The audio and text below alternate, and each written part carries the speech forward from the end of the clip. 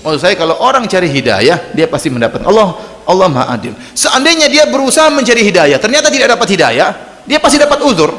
Dia akan bisa berhujah di hadapan Allah. Ya Allah, saya sudah cari kok, Anda tidak memberikan kepada aku, Engkau tidak memberikan hidayah kepada aku. Ya. Tapi kenyataannya kalau orang cari hidayah, dia pasti dapat. Kita sering dapati betapa banyak orang masuk Islam gara-gara mereka cari hidayah. Mereka berusaha mencari kebenaran, membaca kitab-kitab suci agama lain, kemudian baca Al-Quran, tapi dengan syarat hatinya bersih, membersihkan dari kepentingan-kepentingan duniawi. Benar-benar murni, kata istilah para ulama, atajarrud lil haq, yaitu benar-benar memurnikan niat untuk mencari kebenaran, maka orang itu pasti akan mendapatkan kebenarannya. Pasti orang mendapatkan apa? Kebenarannya. Saya pun kalau bercerita tentang diri saya, ya, artinya waktu saya datang dari Sorong menuju Yogyakarta, ya, saya asing dengan dunia pengajian. Di Sorong dulu saya pernah mengaji sama ada ormas ini, kelompok ini, ya.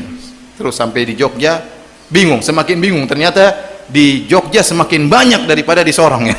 Semakin banyak macam-macamnya. Sampai saya berdoa terus kepada Allah Subhanahu wa taala.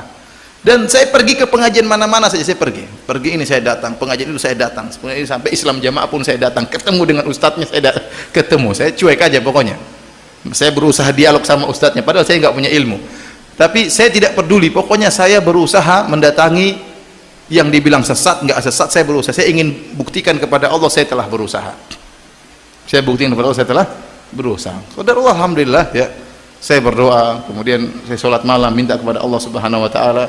Tahu-tahu Allah mengiring saya kepada apa? Sunnah Nabi SAW. Tahu-tahu saya ketemu dengan dai yang menyuruh kepada sunnah. Meskipun waktu itu saya sempat ketemu orang-orang yang tidak suka dengan sunnah dan benar-benar menjelek-jelekan itu dai-dai seperti itu. Benar-benar saya terpengaruh awalnya.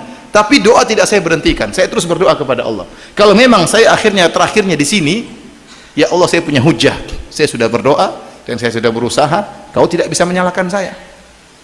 Maka saya berusaha dan berusaha. Alhamdulillah, tahu-tahu saya digiring kepada dai-dai yang menyuruh kepada sunnah Nabi SAW. Padahal begitu banyak cercaan yang saya dengar, dan saya sudah hampir condong untuk menjauhi mereka, ya.